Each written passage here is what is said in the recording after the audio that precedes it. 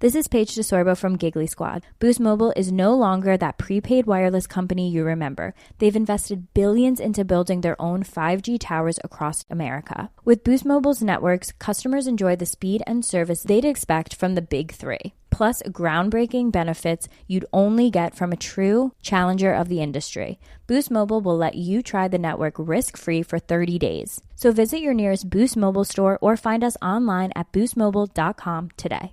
Under Biden, Americans' cost of living skyrocketed. Food, housing, auto insurance. Lawsuit abuse is a big reason everything's more expensive today. Frivolous lawsuits cost working Americans over $4,000 a year in hidden taxes. President Trump understands the problem. That's why he supports loser pays legislation to stop lawsuit abuse and put thousands back in the pockets of hardworking Americans. It's time to make America affordable again. It's time to support the president's plan. Hi guys, welcome to this week's episode of Heavy Metal Tones with me, your podcast host, Tony Evans. This is going to be a start of a series that will go out throughout the year. Hopefully, if I can get back together once a month. This is the Metal Roos mixtapes, and this is volume 1. So Metal Roos is a online heavy metal magazine that I interview for and write for. It's a webzine here based in Australia, and it's a brilliant website for all your heavy metal news, views, videos, reviews, photography, everything. Please do go to the website, but I will link it in the show notes below. Now, a lot of you may not have heard or seen my interviews for Metal Roos because you don't go to my YouTube channel or you don't subscribe to my Facebook page. So I thought, well, let's get the audience out and have a listen. So some really interesting chats with some really big names within the industry and some really smaller names within the industry, some really fascinating insights into touring Australia, into recording new albums and things like that. So it'll be I'll try and pair them. It'll be one interview per part of the show because they're usually between 15 minutes and 30 minutes long. So there'll be one on one side, one on the other, with a bit of intro in between, a bit of chatteroony as well. So I hope you enjoy it. I loved talking to these people. Some of them are just real. Some of them are heroes of mine, which was mind-blowing. And others are people that I didn't really quite know, but got to learn to love their music outside of that. So I hope that you get the same. So as I said, this is Volume 1 of the Metal Roos mixtapes with heavy metal tones. I'll hand you over to Tony and to his guests. Bye for now.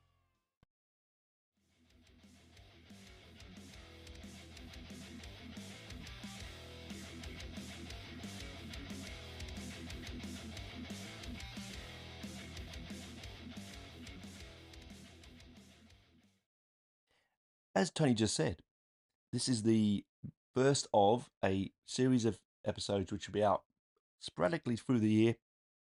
This is the Metal Roos mixtapes volume 1, and first interview off the rank is with Joacim from Hammerfall, a brilliant band. You'll love the chat with him. If you know him and his band, you're going to absolutely love it. If you don't, well, you may learn something wonderful, and you might fall in love with the band. Hope so. Anyway, this was for their January live headline tour that just went in 2025. It's a brilliant chat, as I said. Take it away, Tony. Take it away, Joachim. Welcome to this short chat about your upcoming amazing news of the new tour to Australia. And it's the first time ever in a full-length tour. Is that right? Yeah, that is correct. And it's I don't know why really, but I mean it's always the journey that is the problem, getting there.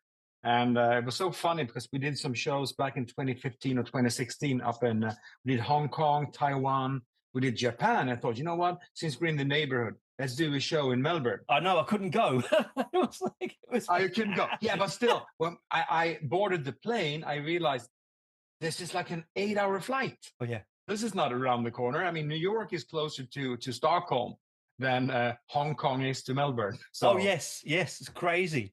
The tyranny of distance. I mean, you're going to do also. I mean, you're starting over in Fremantle, which is an interesting start because most people start the other side and finish over there.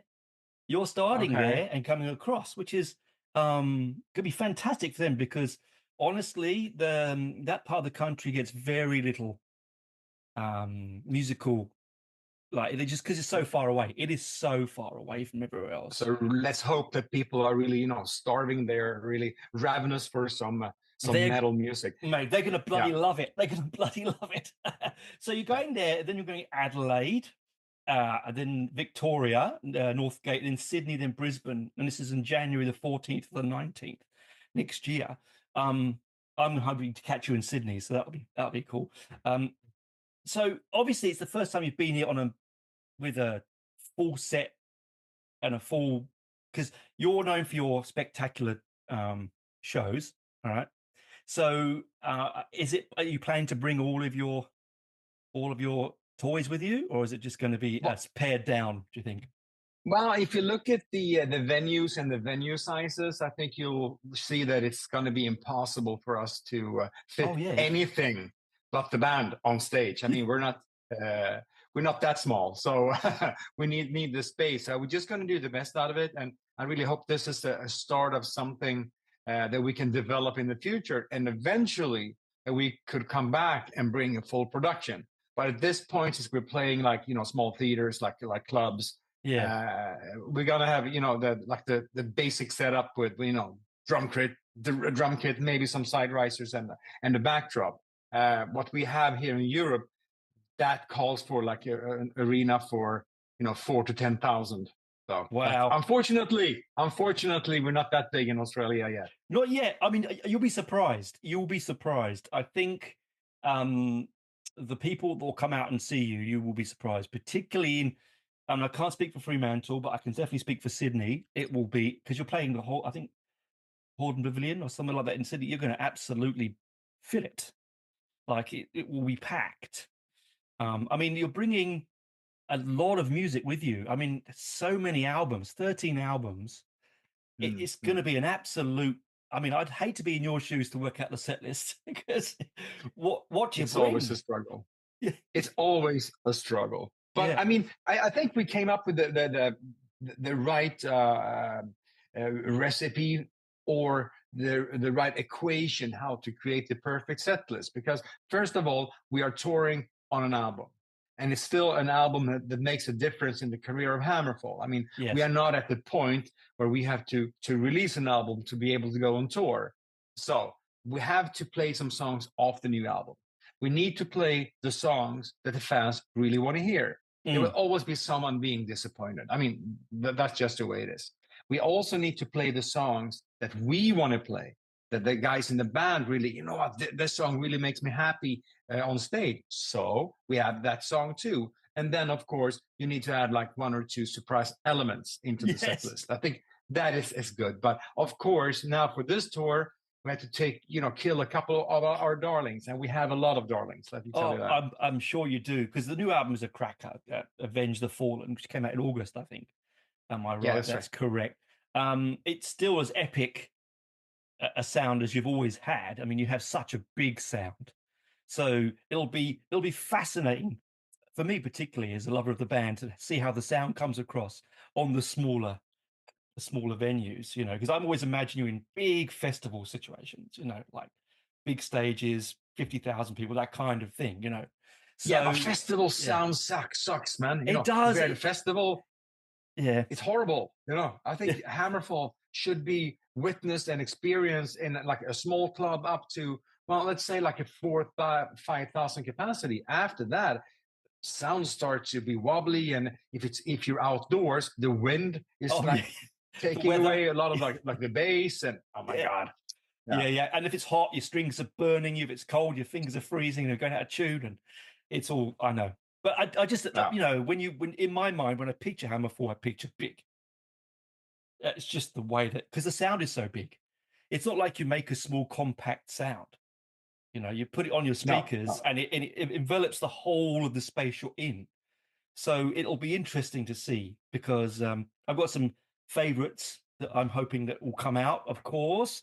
If not, doesn't matter. Like you said, like you said, it doesn't matter. It's your first time on a major tour here, so it'll be fascinating for you. And you're coming in a hot time of year. January is nice and warm, so people are in a pleasant holiday mood. That's the best season to be in Australia, especially since we have winter here. It's nice to get out of this place for a while. You'll be in Brisbane, it'll be 40 odd degrees. Like you won't know yourself. You won't know yourself. I will regret I just said that. Yeah, but it's air conditioned, you'll be all right. It's plenty of air conditioning. Yeah. It's just the snakes and the spiders, but we won't talk about that. Oh, I mean, that is the problem. I mean, they love that 40 degrees Celsius. They do. They love it. They come out in force. I'm only don't want to scare you off. I'm being silly. So obviously you're going to bring the new album and you're going to play a mix of old stuff. Are you looking forward to any particular part of the trip? Like, have you done your research? You go, I can't wait to go there in Australia. I'm looking forward to go there. Or is it just the whole trip in general is going to be something you're looking forward to? I mean, we've been to Melbourne, so we we've seen that. But still, I've never been to Sydney, only the airport, and also down to Adelaide, Perth. I am certified sommelier. Oh, then you really love it. Yes. So that is what I'm looking forward the most, to really dig into and find some wines that we don't get over in Europe, and just to be able to explore, and hopefully I will get the opportunity in time to visit a vineyard. Yeah, there's a lovely the Barossa Valley down where you're going will be beautiful down, around that part of the world. I mean, I'm not a wine person, but I have friends who have wineries, and they say that that's the place to be if you like your wine. I have an invite to Penfolds, but I'm not sure we're going to make. Yeah, I'm not sure we will have the time, unfortunately, to go there. Make the time. Then he cancel the show, cut some songs. Oh, but what's he done? Oh, he's got the winery. We'll forgive him. Like it's all... Yeah, the singer is drunk. We have to cut some songs. It won't be the first with bands who've done that, to be honest with you, will it? No, I just had a horror story here in Stockholm, like a legendary band. I'm not going to mention any names, that threw like a glass bottle into a mirror in front of the stage and hit someone, and the security people came and they had to kind of knock him down. Oh my God! To get him out of the place, So I mean, shit happens. Rock and roll happens. Rock and roll. It's rock and roll. It's rock and roll, right? It's rock and roll. But I mean, I've got a few, like the Renegade, Metal Age, At the End of the Rainbow. Are songs I'd like to hear. Of course, it may not happen. But as I said before, such a big sound and such a diverse, because you've been going since the 96? Am I right? Am I correct? First album came out in 97. 97. Yeah. I mean, band of course started earlier, but I mean, I would say that the magical moment was the release date of the debut album. Yeah. And have you found over that period? I mean, you've been recording with the band a long time. Have you found over the course of these few decades that the recording process has changed dramatically for you as a singer? As a singer, not really, because you still need. I could probably record at home, but it's not the same. You need to have, a nice environment. I need to have a good vocal producer who will tell me, this is fantastic, this sucks. Because if I would be my own producer, I would still be working on the third album. That's I'm never satisfied. Right. So as for a singer, I mean, the technique has changed. When we recorded the first album, that was like, 4-inch tapes. Oh yeah. You couldn't go in there and change anything. What you had on the tape, that's it laid down up on the album. Yeah. For the second album, I remember that Fredrik Nordstrom at Studio Fredman said, "You know what? I got a brand new computer. It's a 3 gigabytes? Oh my God. 3 gigabytes. It's not 3 gigabyte computer. So now we can record the vocals directly into the computer, so we can do the cuts in there." And I got, are you sure? Is this really going to work? So, but apart from that, I still think, yes, you can make it easy for yourself. You can, fix everything in post in the computer. But I still believe in a good take, even though it's a little sometimes pitchy. But a good take is a good take, and you should stick to that. Yeah. And especially now for this album, I worked with producer Jay Ruston for the very first time. And I mean, I didn't struggle, but I did a lot of retakes because he was after the perfect take. He wanted Oh, yeah. he didn't really want to go in and make too many adjustments in the computer. He wanted me to do the full deliverance. I think it's So, brilliant. That's good though, because then when you give it to the audience live, they get that deliverance. They're not getting an assimilation of something you've tweaked for 5 weeks in the studio. Absolutely. But I still think I'm a better live singer than a studio singer. So I just need to find this. I need to find what I actually have, what I get on stage, that power, that confidence. I need to find that also in the studio. I'm confident in the studio, but I'm not like if I'm King Kong on stage, I'm maybe one of the monkeys from Planet of the Apes in the studio. I don't know. Is it the audience? Do you think it's the audience that gives you the energy from the audience which drives you to that level? That's absolutely, yeah, absolutely. And also that whatever happens on stage is gone. If I sing like one word, I sing it and then it's gone. Yeah. What I do in the studio will live on, maybe not forever, but forever as I know it, at least. Oh, yeah, yeah. And it will live with you. And you'll just wake up one morning and go, I didn't say that. Yeah. Didn't sing that note. Yeah. I was talking to a band only recently and they were saying how they'd spent weeks just getting the bing noise. They would sit there and tweak this little beep. And I'm like, God, I'd go mad. I'd just go mad. Like, I mean, if you have the time, if you have the budget, I mean, I think that would be really cool. I wouldn't want to work too long with the production unless you take long breaks. That you work on something, then you take a break. You come back, you continue, you take a break. But when you're in the flow, when you have a momentum, you should never stop that. No, especially being a singer. I'm just knock on wood. I'm really happy that I so far never had to cancel a recording due to like illness or like a nasty cold or anything like that.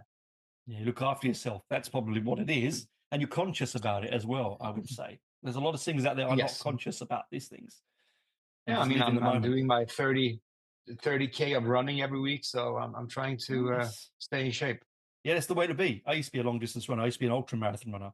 I had an accident. Oh, that was my dream when I started 10 years ago, but I realized I started too late in life.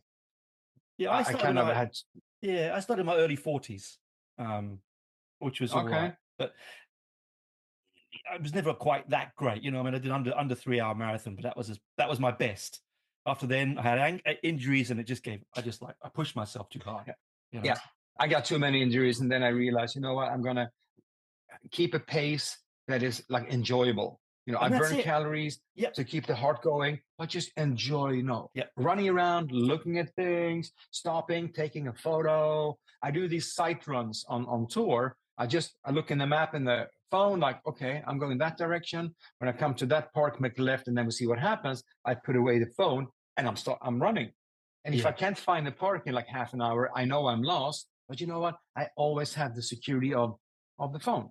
You're going to have some fantastic runs in Australia, like particularly over Adelaide. I've run around Adelaide a lot, and it's a bit hilly in some aspects, but it's a beautiful place to run, particularly near the coast. Yeah, absolutely. Sydney's interesting, very hilly in Sydney. Depends where you're going to be staying, but I've done all those cities, and they are fun to do. So, I mean, obviously, when you're out there running, it must be a place where you can then lyrically. Do things come to you in those moments, like those moments of clarity? I think the clarity comes after. Running for me is like a way of like a meditative thing, like a meditation. That I'm running, and when I'm running, I'm kind of letting my brain go. Right, yeah, disappear. So the brain, my mind could go into some sort of like a defragmentation mode. Just to put I could put all these small. I think it's like a short circuit up in my brain sometimes. But now everything just connects. It puts away the things that I don't need to think about, and maybe finds like this little idea here and pulls it to my frontal lobe. And then when I come back, like, that's right. Why didn't I think about that? So that is the benefit of running, the creative benefit of it. The great ideas I get when I'm walking, when I'm taking walks, because that is different. And like, oh my God, that's a great idea. So in my phone, I have like hundreds of ideas just recorded. I'm Isn't not that really sure great, what to though? do with it, but at least I get rid of it. One day it may go in your biography. Like, you know, I mean, what you never know what these things could be for. I mean, there's probably gems in there, you know. There's probably really good little gems. Quickly going Yes. back to the studio sound and everything. All right. So you make a big sound, as I said before. It's a big, powerful, all over encompassing sound, but it also has a raw edge to it, which I think is quite an achievement, because you know, like when you get really big and you have lots of things going on, it can be easy to polish the edges to be very, very soft and round sounding, but you have this sort of rock and roll, is that the right term? It's a rock and roll sound to it. Is that a genuine, do you look to do that, or is that just happens? No, that is something that type of sound is exactly what we want to have. We want to have one guitar left, one guitar right, bass, drums, vocals. Of course, you add some stuff when needed, but if you add stuff from the first second and you keep everything up until the last second, you're going to feel full from the first moment you listen to the album. You need to have this like a flow. You need to have dynamics in the music, and uh, it's also like the if you take the vocals, for instance, if you record one vocal track, you will have all these like nuances. You will have all the not the flaws, but you will have the character in the voice. Many singers, they double their voice, so there Yes. are two layers of vocals in working at the same time, and then you miss out the small glitches, the unique little The things that nuances. Yeah. the nuances that happens in your vocal sound. So we try to keep it simple, and but of course, like the choruses, that's a lot of voices, but it's still a lot of people in the studio doing these voices. It's not us, faking it by doubling my voice 400 times or adding like a plug in the computer.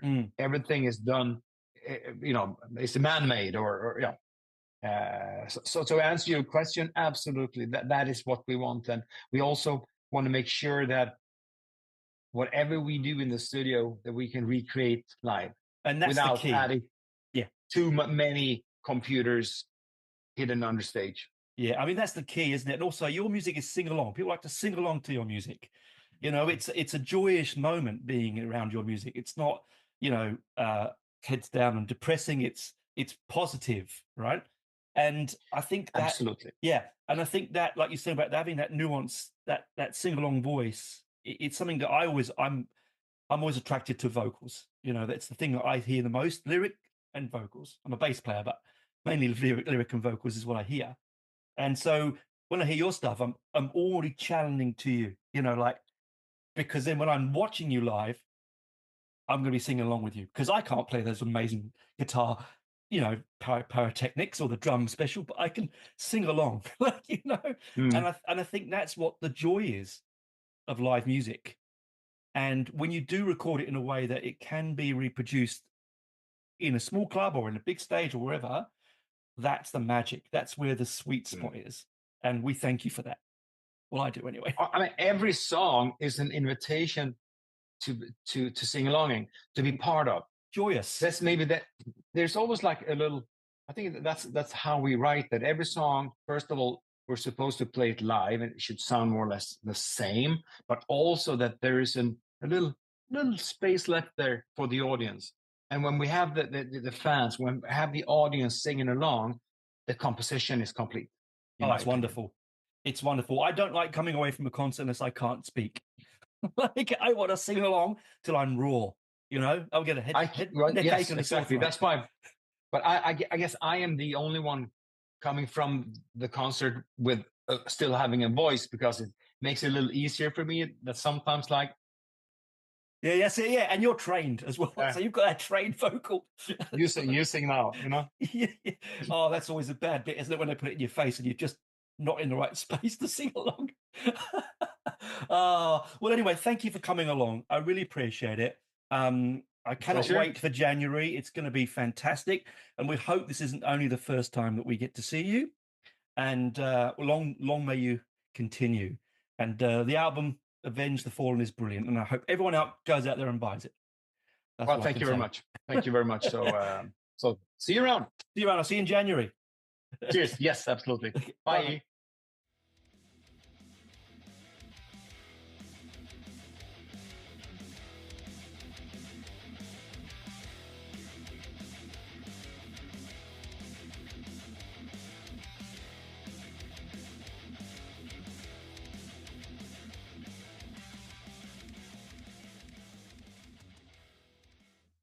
Welcome back to part 2. Now, another great interview here on the mixtapes, the Metal Roos Mixtapes Volume 1. This is Steffen from Obscura. This is a interview I did again back in January of 2024. Hi guys, Future Tony here. It was January 2025, not 2024. Bit of an oops there. Hope you enjoy the rest of the show. Ready to come out the album we talk about as being released in February of 2025. So not that long ago it was released. There is a fantastic prog metal band that I absolutely really love, and he's such a brilliant musician, a great chat. It was all the way in Berlin when I was all over here in Canberra. It was quite a fantastic experience. He talks about the album, he talks about making the album, kind of music that he likes to listen to, and talk about touring and so on. I hope you enjoy this particular interview. I know I did, and anyway, I'll talk to you next time. If I don't talk to you at the end of this episode, we'll talk on the next episode of Metal Roos Mixtapes Volume 2, sometime in the future. Woo! Anyway, enjoy the interview. Over to you, Tony and Steffen. We're shooting a couple of videos for the new album campaign, like music videos, features, and everything, and I'm stored here. So it's all hard work. It's all go and rock and roll, right? It's all go and rock and roll. It's more rock and roll than I ever wished for. Well, there are worse things in the world to be. I mean, to be honest, truthful. Although I wouldn't want to be in a rock video either. I'm in Berlin right now. It's the rock and roll city where everything and nothing happens. Yeah, it's a bit like London, really. But so go to that now. Obviously, you're about to you're doing. As you say, you're doing some promotional videos for your new album, Sonification, which comes out on February the 7th. Am I right? Next year, 2025. Yeah, wonderful. Exactly. We are looking forward for the new record, and at the moment it's a very busy end of the year. We already put out one music video for the first single, and there's much more to come. So in total, we are aiming to shoot 8 music videos for the entire record. Wow! But not before the album drops. So we split it a little bit, and there are many tours coming up. So very exciting, whatever comes ahead. And I think 2025 is going to be busy as hell. Oh, but absolutely, yeah. I mean, and also, your music's so technical. It can't be an easy thing to take out live. I mean, friends of mine have seen you live. I unfortunately haven't, but your music is so technical and so different to most death metal bands out there that it must be interesting to work out what you're going to put on your live shows. I mean, I would, just because they're not like 2-minute pop songs. You know what I mean? It's a lot of effort in each of those songs that you put out, Yes and no. I mean, everybody who's on stage, no matter what kind of music you play, you have to be prepared, and you have to make sure everything works well and your band is tight. So that's the same for everyone. Yes, our music is at parts a little bit ambitious when it comes to the technical part, but over the years we figured which songs are working in a live setting and which doesn't. So you have to be quite picky when you put together a set list. But in the very end, it's live music, so it's not about being perfect on stage. It's about having fun on and off stage. Yeah, energy, right? That's what's it all about. Yeah. Because this is your first album post the COVID sort of pandemic. You had to record slightly differently with the last album. Was it good to be back normally again, or has that changed the way you play, like record permanently? I always I'm a quite optimistic person, and I always Mm. try to take the best things of everything that happened. So compared to all the albums we recorded before the pandemic, I think we discovered that we are able to work in a silent environment a little bit better. So, for example, um, tracking guitar solos takes forever because the guitarist is never happy about his parts, and the same goes for bass. And we figured during the pandemic, during the time we had to record at home, not in a studio, then at times it's more convenient that you record just a few hours a day and Ah. lock in a few songs and not like try to be too ambitious and rock down 20 hours a day and then you're pretty much burned the days after. That's basically what we did in the beginning because we haven't had any budget and there was no time left in the studio, so at times that was necessary. But these days, that's what we picked from the time during the pandemic. We can record parts in different studios at home, but in the very end, you always need experience and the magic ears and hands of a experienced producer like Freddie Nordstrom to put everything into form and make it shine. So it's basically the diamonds of both worlds. So we have Mm. the convenience to record some parts at home, but at the same time we fly to a studio abroad with a very experienced um, and award-winning producer who really brings everything to the next level. So we Mm. don't take everything home and make everything at home, but we also don't record everything in one studio because that's also not efficient and convenient. Yeah. And that's that comes across a lot with your the sound that you produce, you know. I find like I like the four album trilogy or whatever you would call that with the that's themed around philosophy, um, which I absolutely adore, by the way. They're my favorite albums of yours by a long way. I'm not I love this new one. I recommend everyone to go and listen to this one. But what I think is brilliant about your sounds is that you're changing. You don't hang Mhm. around and act and do the same thing album after album. There's always a different like I felt this new album had more melody than when it's Mhm. coming. Am I feeling that wrong, or is that just me listening, hearing that differently? No, I would underline that. I could sign that. It's a little bit more melodic, and the whole intention to write and especially produce the album shifted slightly from what we did in the past. So there's always a certain core of a sound we established. I don't know. I would say around Cosmogenesis when we released that record in Mm. 2009. We established a certain sound, and we had four albums we produced with the same person in the same studio. And we also worked with the same record label, with the same artwork artist.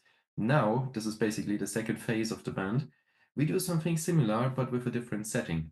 Mm. And the new production approach was simply to dismantle a little bit and go away from being very polished into a more digestible, into a human touch Yes. direction, if it makes any sense. So everything I had in mind was a little bit more authentic, a little bit more digestible, and not overproduced. Not um, I don't like albums that are perfect and where everything is in the grid. I want to hear the character of each musician. I want to hear some sort of edgy and at times maybe not ideal or a No, perfect pick, human. but Yeah. with some soul. And this is Yeah. this is something I really adore over the years because it's much more pure and personal and authentic. Everybody can hide behind a perfectly edited album because it's not too hard to do these days anymore. No. Software is affordable, and there are um, I don't know, a thousand tutorials how to use it and how to make your album or takes perfect. But that's not the approach. I want to hear a real band that is performing real music, and it's hard to say when you come from a background of being a tech death and prog death band, but there's always a thin line in between, and I think the devil lays in the detail. And here we are with an album that's as you mentioned, a little bit more melodic, but at the same time, unwraps much more personality. I think so. I agree. Like I love technical death. I love progressive. Um, I'm a big prog head myself from way back. But even prog has its rawness. Has its. No, it's not all about how many notes you can play and how fast you're going to do it. There are points, but I think you're right with this album, uh, particularly track 3. Oh, I was only listening to a minute ago, literally before we put it again for like the third time. Anyway, one of them on there, I think it's track 3. I do apologize. I was meant to write it down. Oh my god. Just I loved the outro. It was like a sort of acoustic outro. Am I thinking Mhm. in track 3? In Solitude. In Solitude. That's the name of Okay, it. we got it now. Yeah. So I'm thinking, ugh, I was trying to get the head out. It's late out over here. My brain's not working. And I thought that was sort of for me my favorite track on the album because it had a real movement. Like it was aggressive, it was technical, but it was raw, but then had a beautiful soft ending, and it really sort of like summed up what you guys do really well. It's no one thing. It's lots of things um in one album, which makes listening to your kind of music so much more interesting to me, particularly, and to lots of audiences. And I'm sure you love making it. It sounds like it comes across that you have a lot of fun making the Oh yeah, album. Yeah. absolutely, Mm. absolutely, and especially playing with a new palette of ideas, it's very, very cool to play around with what you have already. For example, in Solitude, you mentioned, Mm. it's I wouldn't call it an experimental song, but there's a certain concept behind the arrangement because you lay out a couple of different riffs that are repeating in different combinations at a certain time, and there's a big climax after the small acoustic interlude in the middle, Mm.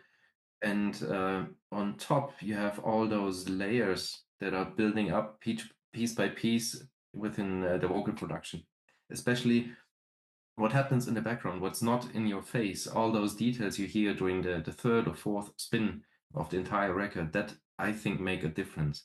And that's, to be honest, the part I enjoyed the most, especially working with those space choirs, the vocoder section we always had and established Mm. in the last in whatever years.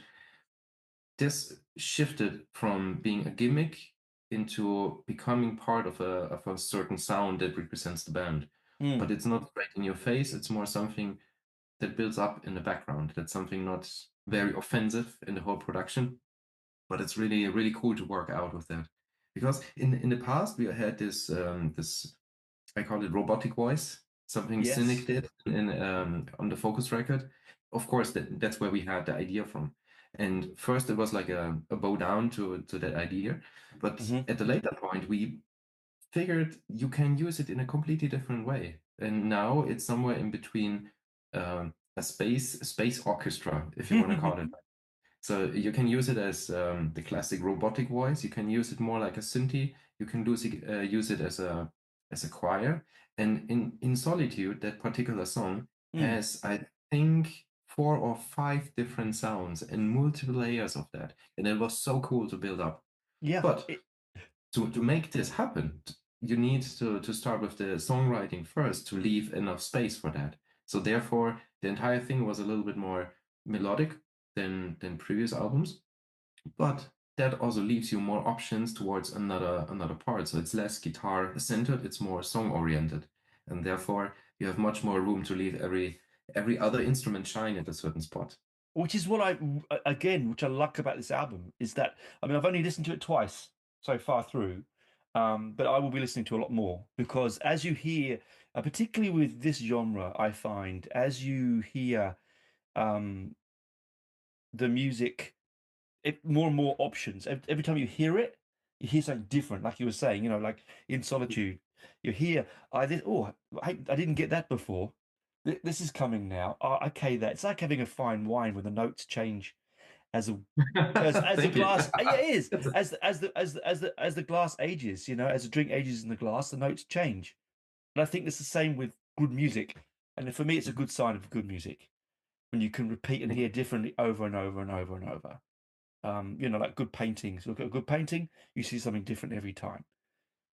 And this album is fantastic. It really is, because it's as I said, it's, as you said before, it's a different palette of colors and flavors and textures and sounds and spaces, which it just it it makes me thankful for the future of your band. I think it just means you can go in so many different directions with this album.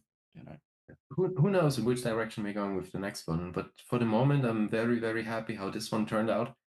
And again, we have a certain signature sound established, but at the same time, there's so much more to discover on this planet, and there are no limits. There's no good or bad. In the very end, you just have to question yourself if you like that evolution, if you like that new palette, that new flavor, and if there's any way to include it. And sometimes the small details make the big difference. They really do. They really do. I'm sure, like you said before, you could spend a long time in the studio tweaking the smallest note, the simplest, space between the notes, to create what you think is perfect. But like, I think just the pure rock and rollness of this album is the perfect bit, you know. You know what I mean? Because you like you said, you can hide behind lots and lots of, studio magic. Because I think the Mhm. studio is the other member of the band. I've always said that the studio and the producer are the members of the band that no one talks about, right? And sometimes they can overtake the band. You know what I Mhm. mean? They can obscure, pardon the pun. You can obscure what you're listening to, but it doesn't happen or come across here. That's why I said it sounds a little bit different to your previous album. That's why I was wondering if you changed your recording Mhm. techniques, but obviously no. You're just saying you're looking for different directions to spread your wings in, which I now understand, which is good. You mentioned the recordings. We also Mm, changed a few things over here. So in the past, if you're familiar with all the other records, yes. part of the other records, um, we tried to produce everything as clean and as digestible as possible. So that means you had on the silver tableau everything, every single note, every ghost note of the drums, every lick. That was the reason we recorded only one rhythm guitar on the left and one rhythm guitar on the right, and therefore you had also in the wildest counterpoint sections you could follow everything. In my opinion, every production starts with the songwriting, and in this case, I was looking more for like a wall of sound production. So the entire album had much more layers than everything we did in the past. So all the rhythm guitars have been quadrupled. So Mm, every layer has been recorded at least twice and sometimes even 4 times. And that way, you have much more options to work with depth in field. So it's not only the left and right idea when you have your headphones on, but also the depth in field. And yeah. this is an aspect, a technical aspect I love to work with, because then you're talking about a 3-dimensional mix. And this is Yes. really cool. If you have all those layers, of course you can work with delay lines or reverb lines and make it a little bit more deeper. But in that case, you can only work with that if you have the room for it. Yeah. So it's it's a big circle that has to be closed and that needs to be balanced out. And therefore, if you want to have this, think about also step number 2 that comes afterwards. And in that case, a sonication becomes much more digestible if you just listen to it. But at the same time, there are many, many, many more details, especially within that wall of sound, with many, many melody lines that might be hidden in the first note, in the first time you listen to the record. But if you spin it a few times, you will figure something more, and you pick up another detail here and there, as you mentioned Mm. before. So it's an album for the long term. Yeah, It's and not. yeah, and I agree. That's exactly what makes it a good album. Was what I like about albums that bands like yourself make, and is that they're not. We've all got big record collections. We look at our go, and how often do we go to one of them? And you go, but there's some that you put back on, and you just it's like I was talking to somebody the other day.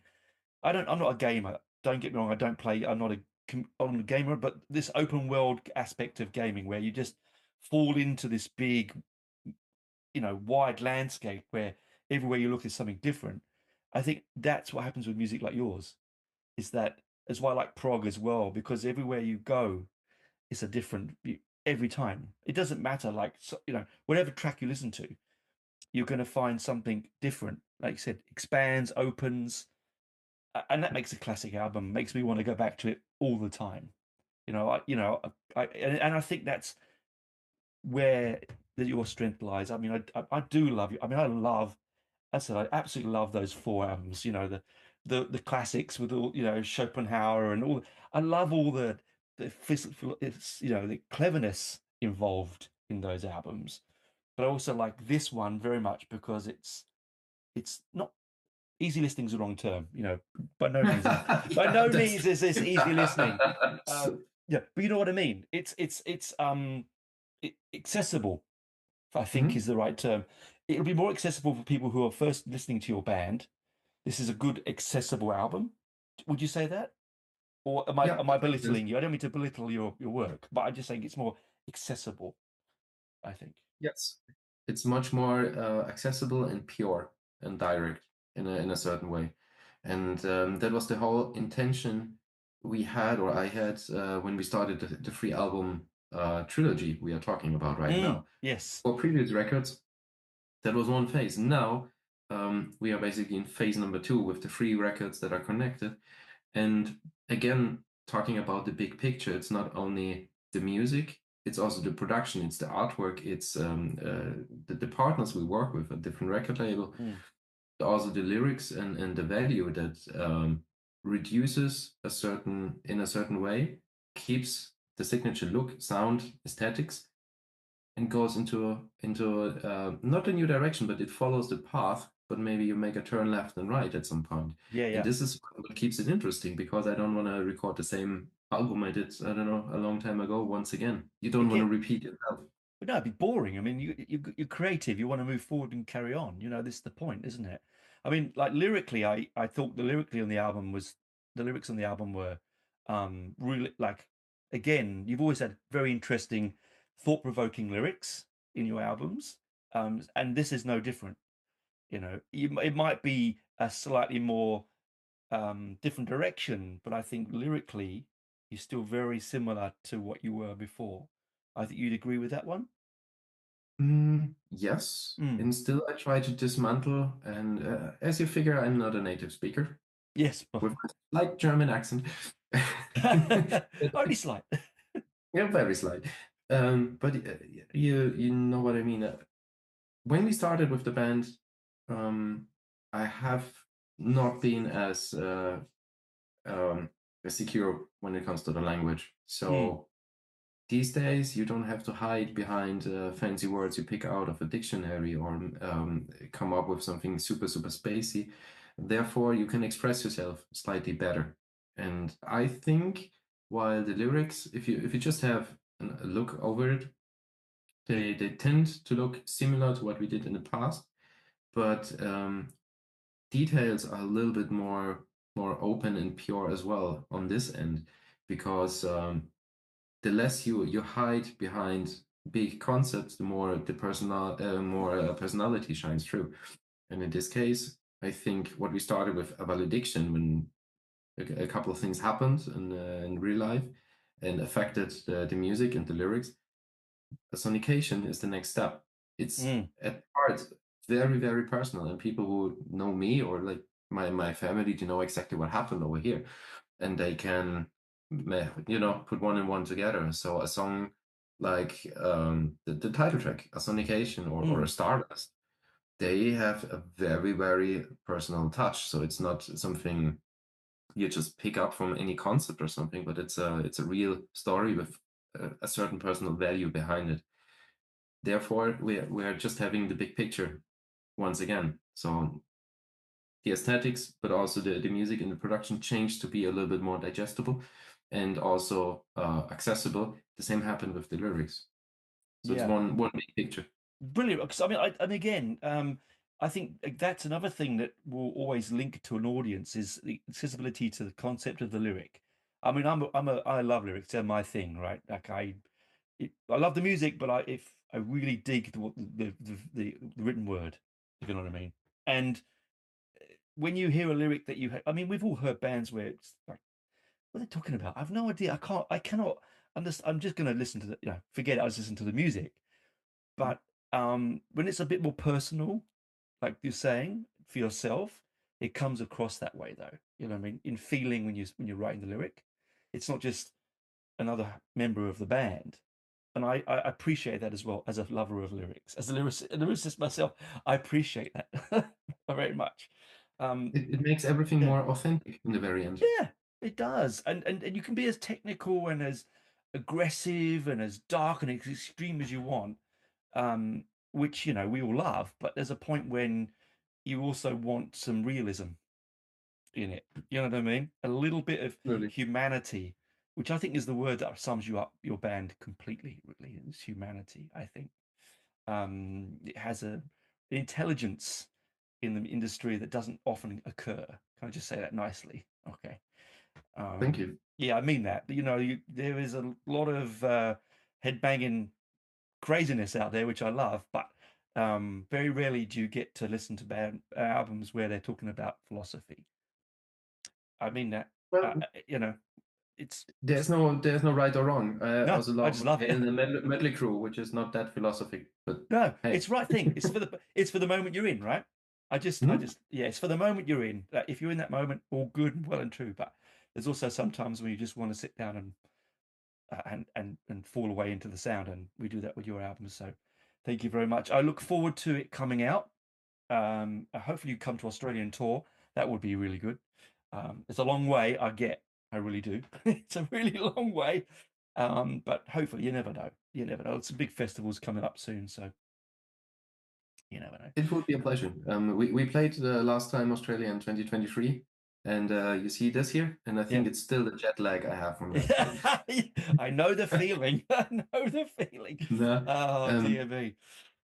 we talked about coming back to Australia, and it would be a pleasure to come down under once again because so far the band is around since more than 20 years, Yes. and we had the chance to play Australia twice. One time we even made it over to your neighbors in New Zealand, but again, it's a long way, and the next time we are coming down, I would love to play a proper tour, like not only 1 or 2 shows, but there's so much more to explore, and we send so much vinyl down to Australia. It's ridiculous. Yes, I think we more vinyl than shirts or CDs or anything else. It's ridiculous. Yeah. Something's in the water there. But what I want to say is there are so many people down there who obviously like this music, and I would love to play in the whole country.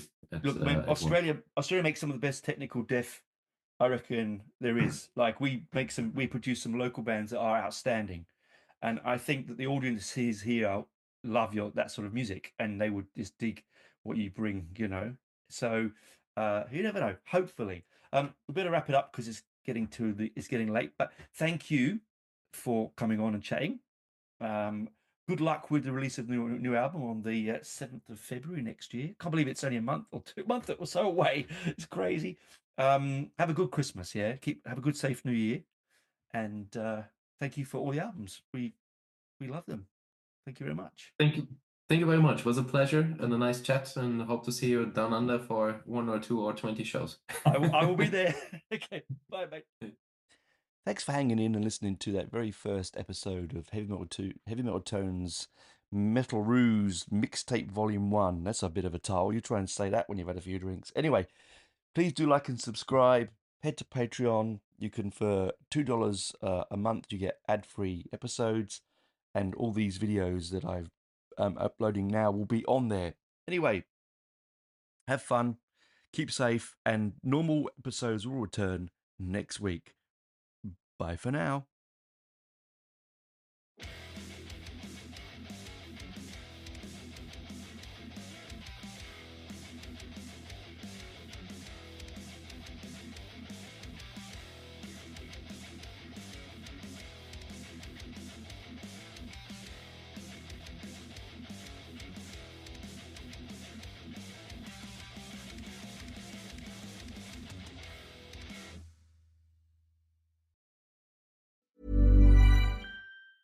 In honor of Military Appreciation Month, Verizon thought of a lot of different ways we could show our appreciation, like rolling out the red carpet, giving you your own personal marching band, or throwing a bumping shindig. At Verizon, we're doing all that in the form of special military offers. That's why, this month only, we're giving military and veteran families a $200 Verizon gift card and a phone on us, with a select trade-in and a new line on select unlimited plans. Think of it as our way of flying a squadron of jets overhead while launching fireworks. Now that's what we call a celebration, because we're proud to serve you. Visit your local Verizon store to learn more. $200 Verizon gift card requires smartphone purchase $799.99 or more with new line on eligible plan. Gift card sent within 8 weeks after receipt of claim. Phone offer requires $799.99 purchase with new smartphone line on Unlimited Ultimate or Postpaid Unlimited Plus. Minimum plan $80 a month with autopay plus taxes and fees for 36 months. Less $800 trade-in or promo credit applied over 36 months. 0% APR. Trade-in must be from Apple, Google, or Samsung. Trade-in and additional terms apply. This podcast is brought to you by Aura. By the time you hear about a data breach, your information has already been exposed for months. On average, companies take 277 days to report a breach. That's 9 months where hackers have access to your personal data. That's why we're thrilled to partner with Aura. Aura is an all-in-one digital safety solution that monitors the dark web for your phone number, email, and social security number, sending real-time alerts if your info is found. It also includes a VPN, password manager, and data broker removal to help keep you safe. For a limited time, Aura is offering a 14-day free trial plus a dark web scan to check if your personal information has been leaked, all for free at aura.com/safety. That's aura.com/safety to sign up and protect your loved ones. That's AURA.com/safety. Terms apply. Check the site for details.